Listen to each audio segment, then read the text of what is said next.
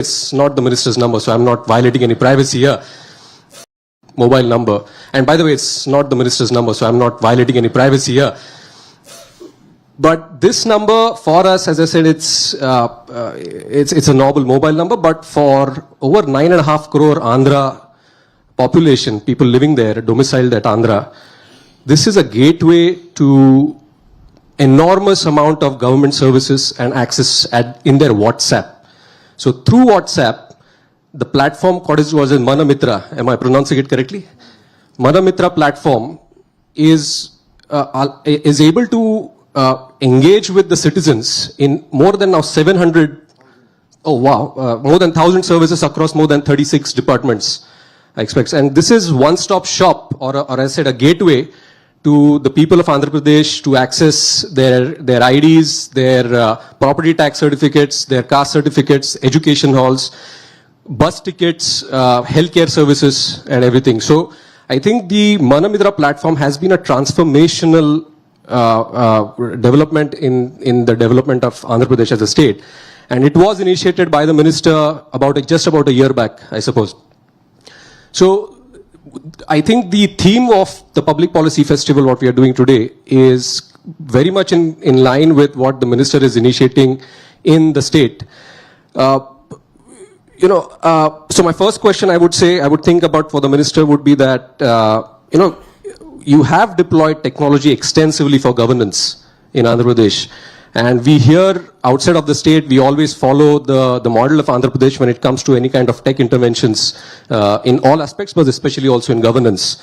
So can you give us a sense of the outlook towards tech-enabled governments, where we stand right now? What do you think are the possibilities going forward with the advent of new technologies, with blockchain 2.0 and so on and so forth, and some of the initiatives that have been very impactful?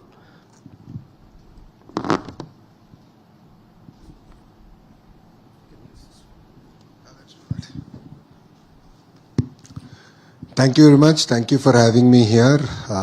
You pretty much answered the first question with explaining about Manamitra, so I'll not go back to it. But in Andhra Pradesh, we use technology as an enabler to sort of take not only policies to the citizen, but actually look at how we can serve them better. While other states have different maturity levels, Andhra, I believe, is a bit ahead on the curve. If you look at a few examples, I mean, we can go about it all day, but I would like to give a few specific examples of what we are trying to do in Andhra Pradesh. If anyone has followed Mr. Naidu's, our Chief Minister's speech pre-2024 election, he's been talking about skill census. While entire country has been talking about caste census, he's been talking about skill census. And then after we were elected, he gave the task to me. And like a typical politician, I went about saying, let's do this traditional way of doing a census.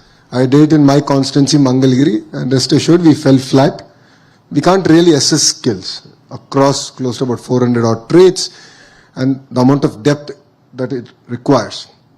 And then came the entire discussion of how can we use conversational AI as a base to do what I call a skill assessment. Census is a very far-fledged word, at least skill assessment, the level at which they are.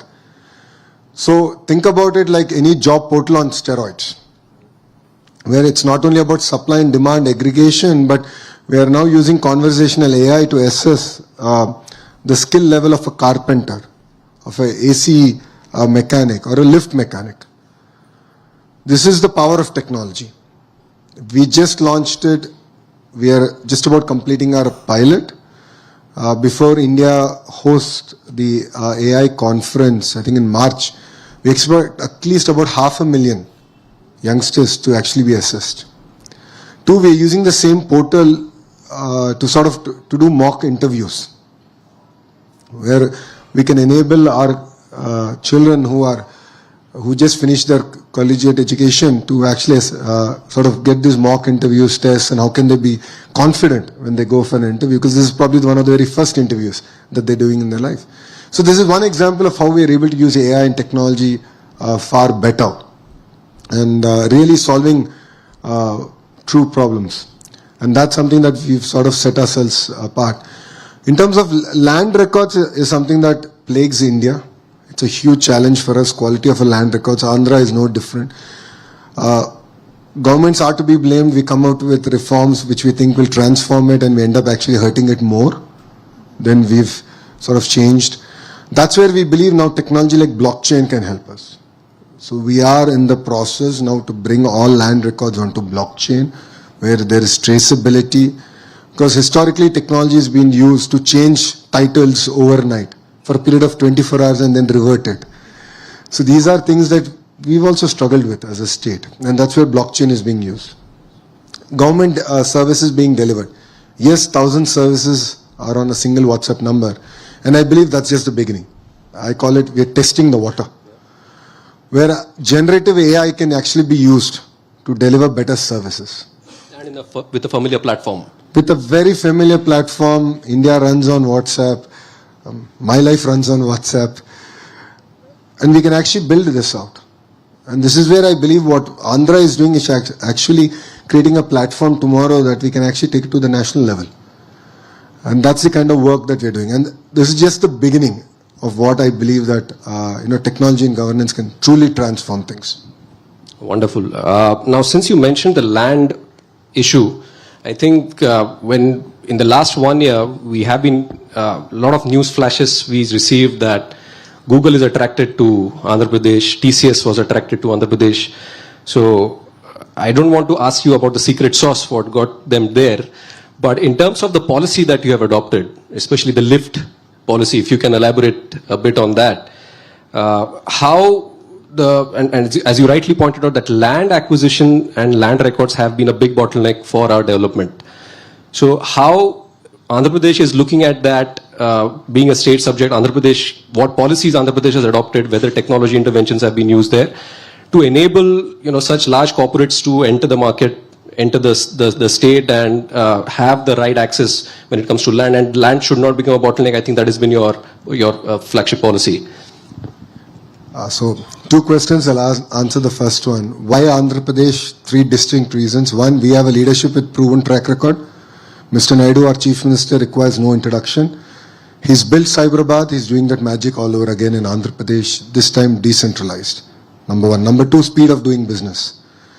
So once we agree that project is going to be done in Andhra Pradesh, it no longer is an entrepreneur's project, it becomes a shared vision. So we live, we dream, we work with them in terms of execution.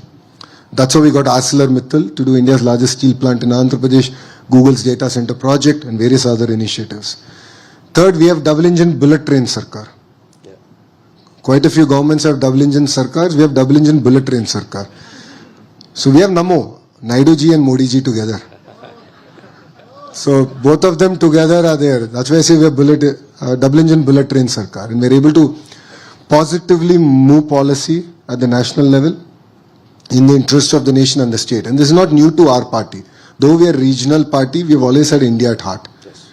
If you look at the way we worked with Vajpayee ji, under his leadership, Mr. Naidu contributed a lot in terms of policy reform at the federal level, central government level. And this is the same role we are playing all over again under the leadership of Honorable Prime Minister Narendra Modi ji. So 3 distinct reasons why we are able to attract investments. Coming to lift policy, this has been I must say, a mildly controversial policy. This is a bold decision, and this is where all of you should really look at things in a very hard way. So when I became the IT minister, whenever I used to meet an entrepreneur, they used to say, yes, you have talent. Yes, you'll give me water, you'll give me power, I understand that. Yes, Andhra has land, but Andhra's land is expensive. And this was one conversation I had in last Davos with Cognizant. And they said, see, I would love to come to Visakhapatnam, but your land is expensive. I know you have land, but it's expensive. So what can you do for me? So I took Ravi, the CEO, to the side and said, I'll do it in 99 paise. And this did not back then have the backing of my chief minister. But I knew that if I clinch Cogsy, he will agree to it. So this was my promise to Ravi, saying that I'll give it to you at 99 paise. It's not a lease. It is not per acre. It's whatever extent of land you need. And we have a rule, we have to create 500 jobs for every acre of land we give. As long as you deliver on that promise, I'll give it to you at 99 paise. I went to the cabinet. I fought for it. My chief minister challenged me saying, just because you give land at 99 paise, do you think you can land companies? I said, I believe it. I fought for that initiative. As a one-off, we did it for Cognizant, and that opened floodgates. And then I realized that quickly we need a policy now. It needs a framework. Because we've done that for IT companies. Whilst other companies like ArcelorMittal has taken land at market value. So it's about the kind of jobs that you create. Because see, IT, for every IT job, there are 5 indirect jobs that get created. So it's a huge economic multiplier in that sense. Whilst other companies have different ratios in terms of economic activity they can do. Another company that we've done this with is in space. There's a company where they came and the entrepreneur said, we can't do it at this price, but you should give it to us at lower price. We did it. Because we believe that they were the catalyst for the entire space city ecosystem. So this is where, as all of us are here discussing about policy, it requires a certain amount of boldness and your ability to back that policy. And the beauty is, policies are already stood the test of judiciary. So there were people who went to the court, filed a public interest litigation, and the court threw it out saying that it is in the interest of public. And now there's a clear policy in place. So that's what makes, again, Andhra Pradesh very unique, and the leadership of Mr. Naidu very unique. Brilliant. And one point I would like to add what I've heard about the speed of doing business. I mean, one area is about, we often talk about ease of doing business. But I think in India, from the government side, the speed of doing business or speed of supporting business is also very crucial. So I was reading a statistics, and we were discussing with someone that for let's say a GCC, for land, or acquiring a land and getting all the permits in place for construction, the average time in Andhra Pradesh is a few days versus at least a few months in other parts of the country. So I think the boldness with which the government is moving forward is really commendable. If you can elaborate a little more on the speed of doing business and some instances that you have when it comes to technology, how technology is being used to improve the speed of governance, speed of supporting businesses. I think that will also enlighten the audience. So this entire speed came about in a car where I was driving Chandraji back to the airport. So the chairman of Tata Sons, sir, is vice chairman of our economic council. So as soon as our government came in, he came to call on the chief minister. So I was driving sir back to the airport. I said, because I wouldn't get 45 minutes with him otherwise. So I said, chalo, let me now get in the car, let me talk to him. So I said, what is your advice to me? I asked Chandra sir, what is your advice to me? He said, speed. Because today, even a medium enterprise is investing thousands of crores in capital expenditure. And a 6-month delay in government inefficiency is going to throw the entire business plan out. Now think about it from Tata's perspective. We are doing billions of dollars of investment. Said speed is what you should deliver. And when I came back and I briefed the Honorable CM, this was the advice given. He started living, breathing it day in, day out. And he's made it our culture. So we all started talking about it. Every minister, every bureaucrat. It's now ingrained into our head that speed is what should differentiate us from other state governments. That's the first thing. So the culture is very important. While technology, WhatsApp or in website is there, if the government does not believe in it or the bureaucrats don't believe in it, if the culture is not there, you're going to fail. So the first ingredient is the culture, and that I believe we got it right. Technology bit, I believe we should do more. Well, yes, we have a single portal, we have a Manamitra where a lot of permissions are given.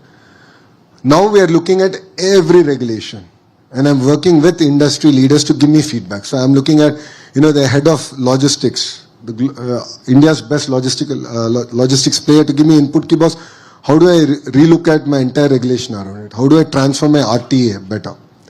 So we are going with it very systematically of transforming every regulation that is there, every act that is there. And we want to lead the reform from the front. And again, that makes us very unique. The third bit is WhatsApp. So I'm on close to about 26 groups, WhatsApp groups. These are not your family groups, these are actually business groups. So we have one for ArcelorMittal, we have one for Google. So all major investments in Andhra Pradesh are personally tracked, monitored. I update to the global leadership of these companies that here is the status report. We are heading to Davos, we are meeting with all these companies. I'm going with my notes because if you look at certain entities like Tata's, right, they're investing across sectors from data center to solar cell manufacturing. So I go to Chandra sir with an update. Because, these are all the businesses, this is the status update, these are the timelines. So we have a very regimented approach, a very private sector bent of mind in that sense, of how we should not only sort of sign an MOU, but actually ensure that these projects are grounded. And all of you will be surprised, we actually don't have an MOU with ArcelorMittal. We don't have an MOU. We said it's waste of time. It's a waste of paper. And Aditya and I agreed about Andhra Pradesh on one Zoom call. So as soon as our government came in, I heard that ArcelorMittal was looking for an alternative location. I knew Adit for a long time, so I reached out to him. He said, okay, let's do a Zoom call. He had 3 specific asks. 2 of them had to do with the government of Andhra Pradesh, 1 with government of India. So our call was at 6:30 in the evening. And I said, normally I meet the Honorable CM in the morning at about 9:30. I said, I'll talk to him. I'll give you an update. 10:30, I said, all 3 are done. It's our responsibility to do it. And literally, after a Zoom call on one WhatsApp message, we clinched it. EC clearance is expected this week. This month or Feb, we're going to lay foundation to India's largest steel plant. So land is done. So we got the land. Incentive package is agreed. They have paid for the R&R package. Environmental clearance is now coming in. All this done in about 15-16 months. Again, Google is a great example. They wanted some clarity in terms of regulation, taxation. And we worked with our Honorable Finance Minister, Nirmala Sitharamanji. So the Honorable Chief Minister spoke to the Honorable Prime Minister, explained why this is not just about Andhra, but this is about India. And how geopolitically we can play a very important role by having data centers on our shore, on our soil. So we were able to do that. We are able to positively influence policy. And it's no longer just about one Google. It applies to Amazon, it applies to everyone else. So that's the kind of positive framework in which we actually work in terms of moving the needle even on the policy side of things. So I want to shift gears regarding the point you made about data centers and moving to your pet project on the Quantum Valley. But before that, one question that came to my mind was you spoke about the deregulation that you're initiating at the state. The central government, in last budget, they have set up a deregulation commission. And I think the central government has also recognized that the path to faster growth and goal towards Vikasit Bharat is how fast we can deregulate a lot of the sectors. Decriminalize also a lot of the sectors. And I think the leadership that Andhra Pradesh has taken, there will be a lot of case studies from there. Because I think the center has done a lot of heavy lifting in the last 1 year. Now the states have to do their part by easing regulation. And so kudos to Andhra Pradesh for initiating that. Now, your pet project, the Quantum Valley, Amravati Quantum Valley, I think this has... it's really exciting when we hear about Amravati Quantum Valley. But frankly, including me, I don't think many people are aware what it actually is and what the significance of the Quantum Valley will be for the state as well as for the country. So if you can just enlighten us. I think it will be very unfair to say Quantum Valley is my pet project. Quantum Valley is the pet project of my Honorable Chief Minister. So he called me one day and said, I want to create the quantum ecosystem. And he's talking to me. I'm sitting opposite to him. I went on ChatGPT saying, give me a quick note on quantum computing. Because I honestly didn't know what it was. And I've publicly stated this multiple times. So Mr. Naidu is known to be a very keen listener. So it was IIT Madras, Vice Chancellor gave that input to him that quantum is the next frontier technology. Then he internalized it, he understood it, and then he called his minister. Though a Stanford MBA who had no clue about quantum. And thanks to ChatGPT, I had a quick summary. But then again, in his true spirit, right, Mr. Naidu's energy is very infectious. So he's 75-year-old Chief Minister, but we jokingly say there are 3 25-year-olds in him. That is the kind of energy he has. And then he lives it, he breathes it. And then he'll chase us down. So you'll be surprised. So he'll drop me a message, yeah boss, this is pending. just take a look at it. And then I'll get a reminder exactly after 45 minutes, काम हो गया, नहीं हो गया. So that is the speed at which he works, and he expects all of us to work. So it's his dream. Right? The entire quantum ecosystem was his dream. And then he got this to us. So like his energy is more infectious than COVID. And it comes to all of us. And then now we all start living and dreaming it. So it started with him. Then we all sat together. We got the universities together, global institutions together. And you'll be surprised that Mr. Naidu managed to convince IBM to bring South Asia's first 150 qubit quantum computer free of cost to Amravati. Free of cost. So this is a project between, again, TCS, IBM, IIT Madras. And we only are doing the enabling mechanism, which is, giving power at a subsidized price or giving real estate at subsidized price. So we can think creatively in terms of building an ecosystem. So bringing the quantum computer is just the beginning. Now Mr. Naidu's challenge to all of us is, boss, India should make its own quantum computer. Research mein kya karna hai? So as you rightly said, Government of India is really working very systematically in creating frameworks, giving us the required funds. But then all these projects have to be led at the state level. So India's quantum mission has come only to a certain extent. But after Andhra announced its quantum mission, every state is sort of chasing that dream. But Andhra is now ahead. So we're getting use cases out there. We're working with institutions. As an education minister, now we're getting the entire curriculum going around quantum. And then I'm going and attracting all the companies that go about building the value chain, the verticals of the quantum ecosystem. So that's the kind of work that we're doing. And this is not just in quantum. We're doing it with as simple things as glass. Building a glass city, space city, electronic city, compressed biogas city, medical devices manufacturing. So we're doing this across almost 22 sectors in a very, very clear, defined way. I think the continued reference to the speed with which the Chief Minister and yourself you're working, I think that also shames a lot of us private sector companies. And we really need to learn from your government how speed matters and how we can implement in our businesses. So when you spoke about the quantum value, you also used the word ecosystem. And I think that is also going to be very key, because when you wish to build a cluster, you need to have the supportive services, not just the manpower, but the other supporting services, which, as you said, becomes an economic multiplier. So we know about Bangalore, we know about San Francisco, where the clusters evolved.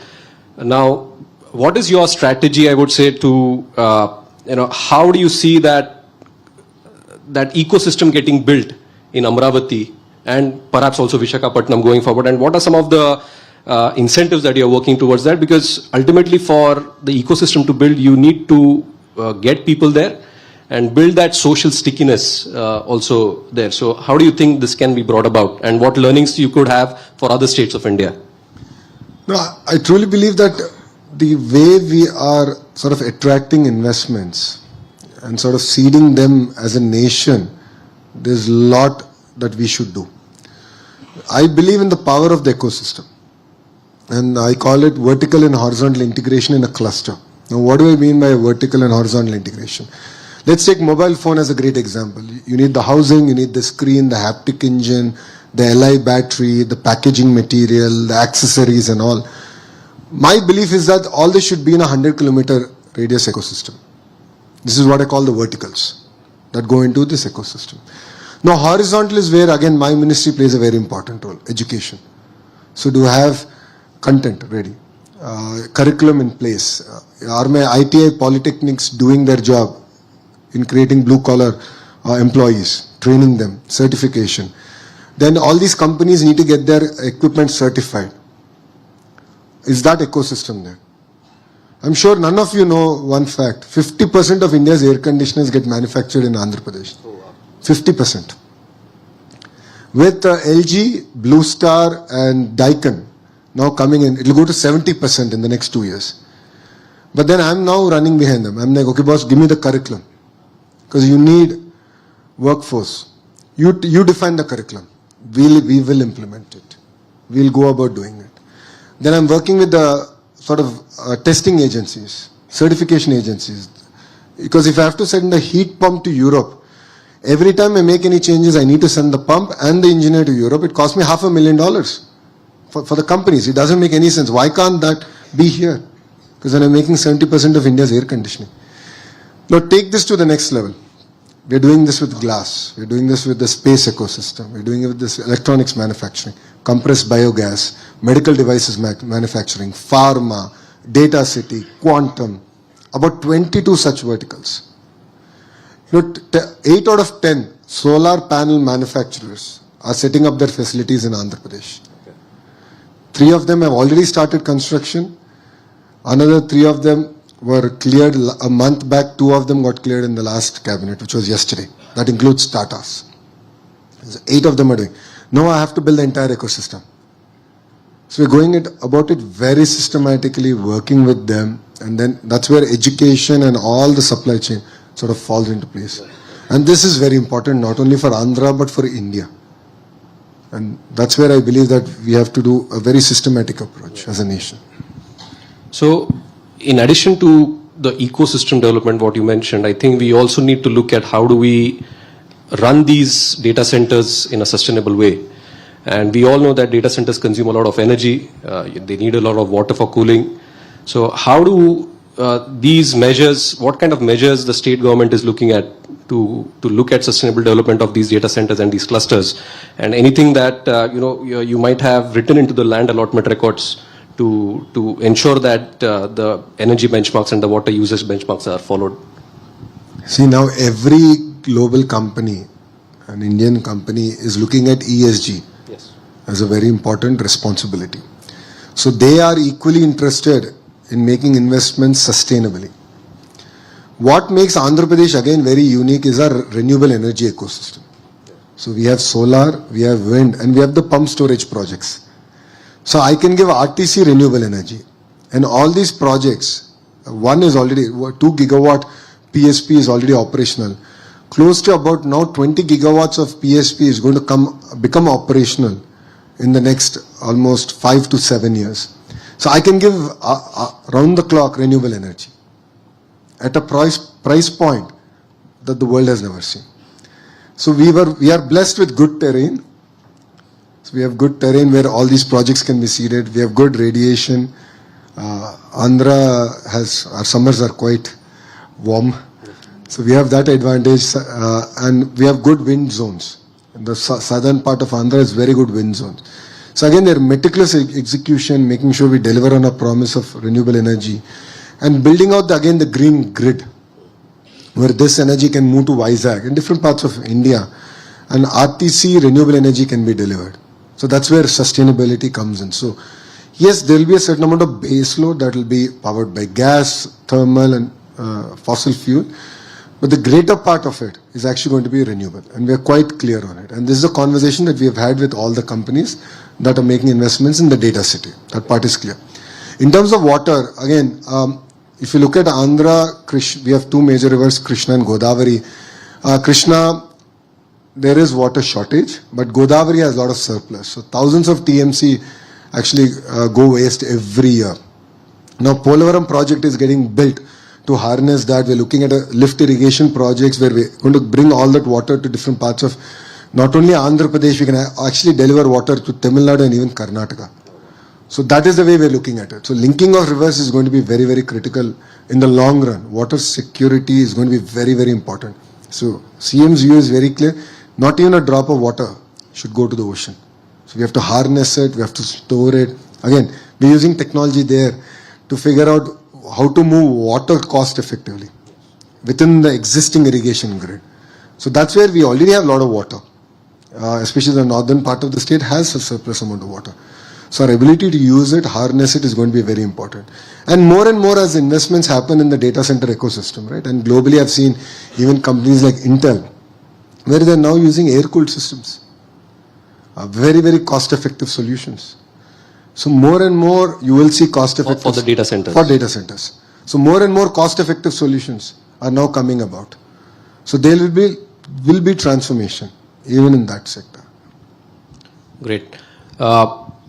The other area I would also like to touch upon is you have also been a very active supporter and initiator of process reforms for industrialization across Andhra Pradesh state.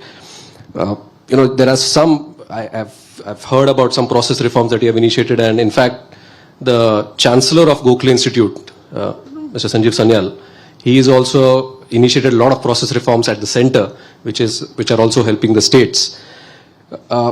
As you make the state pitch for investment, it is also inherent that investment would be looking at other green pastures outside of Andhra Pradesh, and you would be competing with a lot of states. So, what do you think is the secret sauce that Andhra Pradesh offers, and why a lot of companies now are choosing Andhra Pradesh versus other states, especially from a deregulation, from a process reforms perspective that you see? See, when states compete, India wins. That is my single mantra. Brilliant. States have to compete, then India wins. And competition is good. It makes us all fit. If states are complacent, we are going to lose. So today, if you look at investments, after Andhra Pradesh, it's Orissa that's attracting a lot of investments. Whoever thought about it? But they're doing amazing work. So for me, I know, okay, that's one state I need to watch out. Maharashtra is doing some amazing work. That's another state I need to watch out. So everyone is now starting on this reform cycle, and I believe that Andhra Pradesh should be number one. So in labor, we've done a lot of work. In speed of doing business, in single window clearance, we've done substantive work. But I believe it's just the beginning. I think we have to do a lot more to really deliver in spirit on the speed of doing business. So that's where I believe we differentiate. But the most fundamental thing is the culture and the approach of the political system and the bureaucratic system, that speed is the metrics on which we will all be measured on, is what makes us very unique. And please understand that policy changes have to happen, but it can only happen when there is a clear political will and backing. So what all of you see today is, yes, Andhra Pradesh is back, Andhra Pradesh is competing, we are number one in attracting investments. Yes. But a lot of political changes have happened before it. 50% of our MLAs who won in 2024 are first-timers. 50%.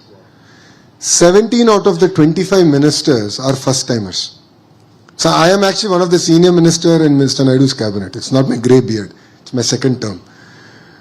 So that's the kind of political change that has come in before we were able to lead in terms of government. So this is very, very important. While the chief minister might have a vision and willingness to do it, his political team should back it. Every minister should live, breathe that vision. And I believe this is something that we all underestimate in India. So yes, single window clearance is important. Yes, having a single website on which we can get everything done is important. No second thoughts about it. AI is going to play an important role. WhatsApp will play an important role. But please also understand that the political support is very, very important. I believe it's actually one of the more primary pillars, where your legislatures, your ministers are supporting the vision of the government and the chief minister. Only then can such projects get grounded, seated, executed to the level that India actually should execute. So when we talk about ease of doing business and speed of doing business, the other aspect that comes to my mind is the foreign direct investment into the country. Over the last 1 year, we have seen the issues associated with rupee depreciation and rupee volatility. And a lot of the economists and experts that we hear from, one of the underlying major factors has been the net inflows of FDI as a percentage of the GDP, which is affecting the rupee volatility. And a lot of FDI coming to India, which is the sticky capital versus the fleeting capital, what is FPIs. That sticky capital or FDI, foreign direct investment, they need certainty, they need ease of doing business, they need simple rules to build and run factories. And the center can only do so much. And the states have to do the heavy lifting. They have to pick up the mantle to ensure that FDI comes to the states, which benefits India as a whole. So from your perspective, given your experience with Google, that was a huge investment, a huge proud moment for the whole country. How do you think states should look at attracting FDI, and as you rightly said, when states compete, India wins. So how can more states compete with each other? What states can learn from each other when it comes to attracting more FDI, which will benefit the country and also give some stability to the currency fluctuation that we have seen over the last 1 year? One thing I'm already noticing is states are competing. I think it's very unfair to say if we are not. Recently, you would have seen my Twitter fight also on it. But I think that's good. That's good for the nation. Saying that execution is going to be critical. Yes. While signing and announcements are great, the political will to ensure that these projects are executed at the pace at which these companies want to do it is going to be critical. So there's greater responsibilities on the state to ensure that that is delivered. Yes. Government of India is creating amazing policies, frameworks. They're willing to relook at regulation. When I went on and spoke to the Honorable Finance Minister, Nirmala Madam, on a certain issue with regards to this particular project that we're discussing, she was extremely positive. She's like, yes, we'll do it. We'll get it done. So they're willing to change. They're willing to listen. They're willing to give guarantee, bring that policy stability that FDI is looking for. So that's something that's very important. And states are doing it. But I also believe that there's greater responsibility on the electorate. So Andhra, if you look at it, between 19 to 14, 19 to 24, certain state agreements were reneged. So PPAs were cancelled. Certain companies were, for lack of a better word, harassed. So it's important that the electorate also understands it. Because see, we are a very young democracy. And majority of our voters will also be first time voters now. So it's very, very important that they understand the importance of continuity of government. So, and understand the importance of long-term vision. Because to be fair, I keep telling my team, all the MOUs or all the investments that we land in the first 2 years are the only investments where I can show progress before I go for electoral cycle. The large investments. Because after the 2 years, we will land, but results will come beyond my electoral cycle. So it's very, very important that even the electorate understands this. And as politicians, you also explain it better. Right. That continuity of government is very, very important. If you look at even erstwhile Andhra Pradesh, right? If you look at Hyderabad's development, the continuity of government in 1999. So Mr. Naidu became the Chief Minister in 95, went for an election in 99. And that gave tremendous amount of momentum for erstwhile Andhra Pradesh. And that's how Microsoft, ISB, all that magic sort of kindled, and they were the catalyst and the trigger to sort of roll things out. So that is equally important. Yeah, I love questions. Okay, so I think We can take. we have some time, so we'll open up for some questions Can we for go the at the minister, back, and we'll be please? very specific and to the topic at hand, please. Rapid fire. Rapid fire, but to the topic at hand, technology and society. At the back, We'll be to your left. Yeah. In the interest of time, we'll cap it at 5 questions if everyone's okay. Yeah. Yeah.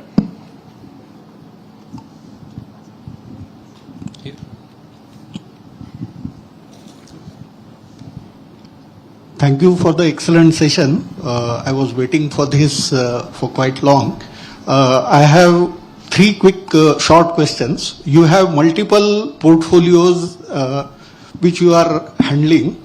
All these portfolios are selected by you or offered by the CM? That is my question number 1.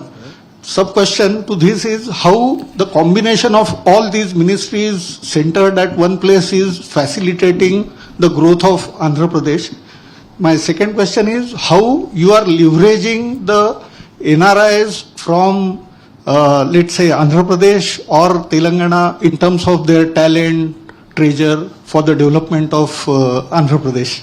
That's my second question. And the third question is, apart from Chandrababu Naidu, like who all chief ministers would you interact for any developmental issues? thank you, sir. So, I'm sure all of you would have read my bio. But one thing all of you should also realize is I always choose the road less traveled. So, in 2019, I chose a constituency that my party has not won since 1985, and I lost. I lost with 5,300 votes. First time electoral debut, I lost. I stuck at that constituency for 5 years. I worked hard and I won it with the third highest majority ever in Andhra's history, which is 91,000 votes. And why am I sharing that with you is, coming to my portfolio, education is a portfolio I chose. And when news came out that I'll be the education minister, a lot of people messaged me, well-wishers called me and said, don't do it. And the reason they said that is, there are a lot of teacher unions, any decision you take is exceptionally difficult to implement, there are a lot of hostels, God forbid anything happens, you will be held accountable. And I said, that's the exact reason. That is the reason I want to take this challenge up. India's future depends on quality of education. And it requires someone who's sort of seen the world, who understands the ingredients better, and actually go roll up the sleeves and say, yes, I'll bring about the change. So that's a portfolio that I asked. I really wanted to do it.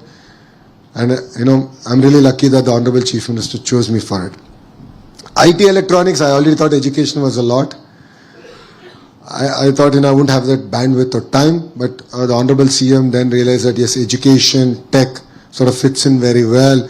Again, IT, quantum is going to be important, so he aligned that. So the second portfolio is given by him.